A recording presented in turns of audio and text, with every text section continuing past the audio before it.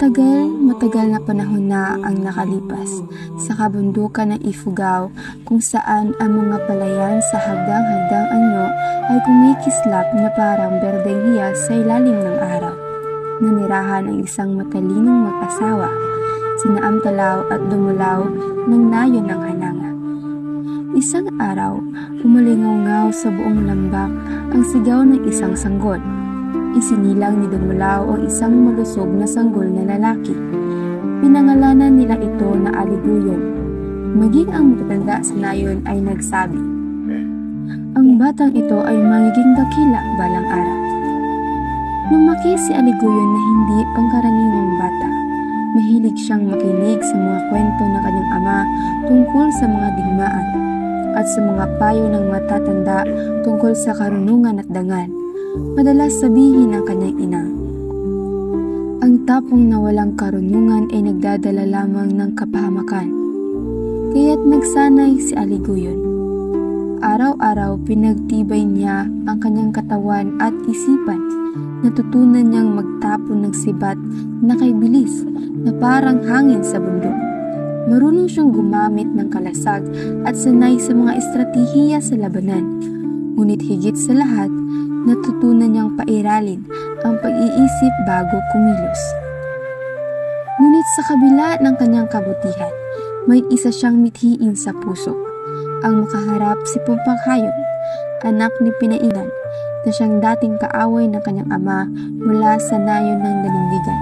Matagal nang may alitan ang kanilang mga angkan. Marami ang naniniwala na tanging ang susunod na henerasyon lamang ang makapagtatapos nito o magpapatuloy.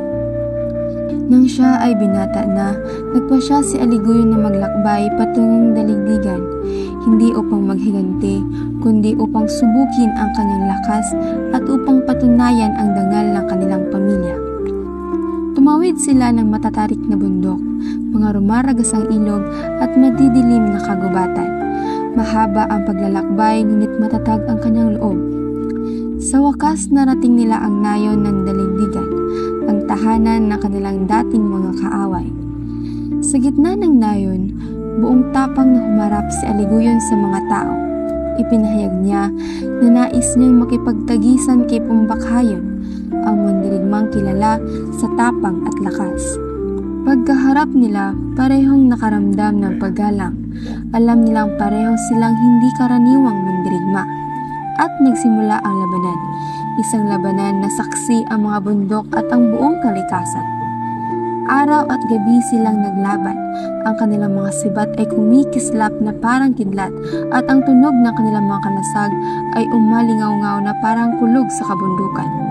Wala ni isa sa kanila ang bumigay. Si Aliguyon ay mabilis at matalino. Si Pumbakhayon ay matatag at malakas. Lumipas ang mga araw, naging mga linggo, naging mga buwan, ngunit walang nanalo. Napansin ng mga tao na kakaiba ang kanilang labanan. Hindi ito karaniwang alitan, kundi isang pagsubok ng pagkakapantay-pantay at dangal. Habang lumilipas ang panahon, unti-unting nagbago ang damdamin ng dalawang mandirigma. Ang galit ay napalitan ng paghanga.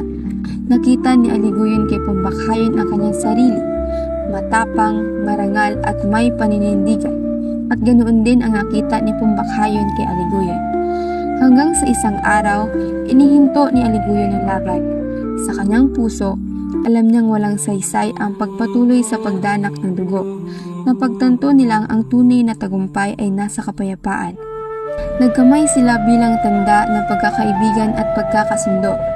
Mula noon, naghari ang kapayapaan sa pagitan ng Hananga at daligdigan. Ang kanilang mga pamilya ay nagdiwang, nagkaroon ng malaking piyesta ng pagkakaibigan. Tumugtog ang mga gong, sumayaw ang mga tao, at umawit sila ng hudhud, ang awitin ng mga Ifugao na nagsasalaysay ng kabayanihan, dangal at kapayapaan. Ang mga ina ng dalawang mandirigma ay nagyakapan. Ang mga matatanda ay nagbunyi sapagkat natapos na ang mahabang panahon ng alitan. Mula noon, naging pinuno si Aliguyon, isang pinunong matalino, makatarungan at mapagpatawad.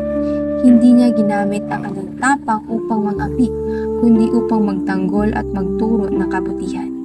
Madalas niyang sabihin sa kanyang mga nasasakupan, ang tunay na lakas ay hindi sa sibat o sa sandata, kundi sa kakayahang magpatawad at unawain ang kapwa. Lumipas ang mga panahon at ang kanyang kwento ay patuloy na inawit ng mga Ifugao bilang bahagi ng kanilang hudhud chants. Sa bawat ani at pagdiriwang, inaawit nila ang kwento ni Aling Guyon, ang mandirigmang nagtagumpay hindi sa laban kundi sa kapayapaan. Hanggang ngayon, sinasabing ang kanyang espiritu ay nananatili sa mga palayan ng Ifugao. Tahimik ngunit matatag, matapang ngunit marunong magmahal. At sa bawat hampas ng hangin sa kabundukan, waring maririnig pa rin ang kanilang awit.